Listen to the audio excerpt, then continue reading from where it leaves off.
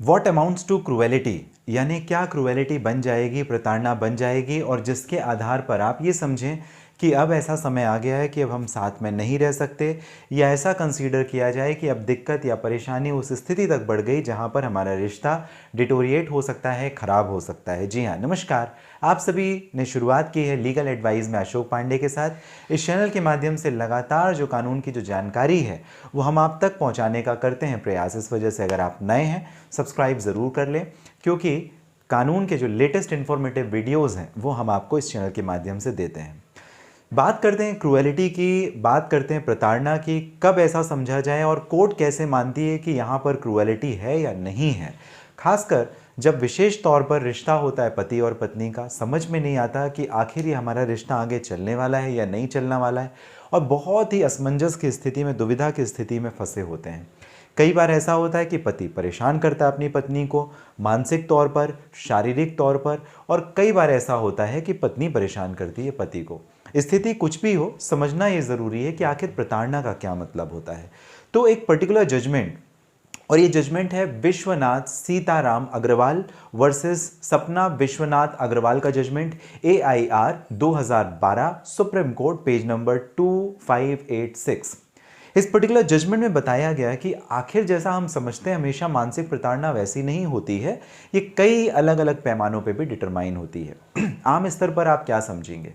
आपने मेरे साथ मारपीट की, मैंने आपके साथ मारपीट की, या कई बार एक ही बात को रिपीटेड लंबे समय तक आप मुझे कहें जिसकी वजह से मुझे त्रासदी हो, मुझे परेशानी हो, मुझे मेंटल ट्रॉमा हो, तो ये आप क्रूएलिटी कंसीडर कर सकते हैं। लेकिन इस पर्टिकुलर जजमेंट में जो विश्वनाथ सीताराम अग्रवाल और सपना अग्रवाल का जजमेंट मैंने आपको बताया, इसमें ऑनरेबल सुप्रीम कोर्ट ने ये कहा कि ये जो पार्टीज होती हैं उनके सोशल स्टेटस और लिविंग स्टैंडर्ड के ऊपर भी डिपेंड करता है कि क्या कॉन्स्टिट्यूट करेगी, क्या हो सकती है क्रूएलिटी और क्या नहीं होगी। फॉर एग्जाम्पल, मान लीजिए कि मैं एक बहुत ही रेप्यूटेटेड और बहुत ही बड़े और बेहतर एक परिवार से हूँ, जहाँ पर मेरे परिवार की इज्जत ही मेरे लिए सब कुछ है, और अगर मेरी पत्नी या मैं उसकी इज्जत को ही बदनाम करने की कोशिश करूं, तो कहीं ना कहीं ये मेरे लिए मेंटल ट्रॉमा है, ये मेरे लिए मेंटल क्रूएलिटी है। ये चीज़ कंसीडर करनी पड़ेगी। दूसरा, हर एक पार्टी का, हर एक पक्ष का ये अलग अलग होता है कि उसका टेम्परमेंट क्या है, उसके गुस्सा उसे बहुत जल्दी आ जाता है, थोड़ी बातों पे आ जाता है, या क्या है, उसकी इमोशनल वैल्यूज़ क्या हैं, मतलब वो काफ़ी ज़्यादा, कोई हो सकता है इमोशनल हो, कोई हो सकता है बहुत ही रिजिड हो। तो ये अलग अलग पर्सनालिटी है। इसके साथ ही साथ उनका जो कंडक्ट है सोशल स्टेटस के लिए वो क्या है, मतलब कई लोग दिखावे में काफ़ी ज़्यादा विश्वास करते हैं, उनको छोटी छोटी बातों पे बहुत ज़्यादा फर्क पड़ जाता है। तो कई बार किसी के लिए क्रूएलिटी हो सकती है, किसी के लिए वो क्रूएलिटी नहीं भी हो सकती है। अब इसे कैसे डिटरमाइन करेंगे?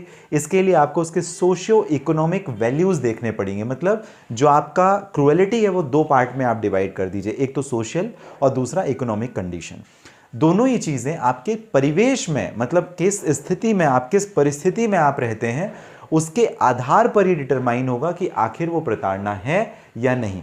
कुछ चीज़ें मेरे लिए हो सकता है ट्रॉमा हो, आपको उसके कोई फ़र्क नहीं पड़ता हो। कुछ चीज़ें आपके लिए बहुत बड़ी हो सकती हैं या मेरे लिए कुछ नहीं हो सकती। तो डिपेंड करता है सोशियो इकोनॉमिक कंडीशन के ऊपर कि पार्टीज़ का सोशियो इकोनॉमिक कंडीशन क्या है, और उसी के आधार पर ये क्रूएलिटी डिटरमाइन होएगा कि ये मेंटल क्रूएलिटी में आएगा या नहीं आएगा।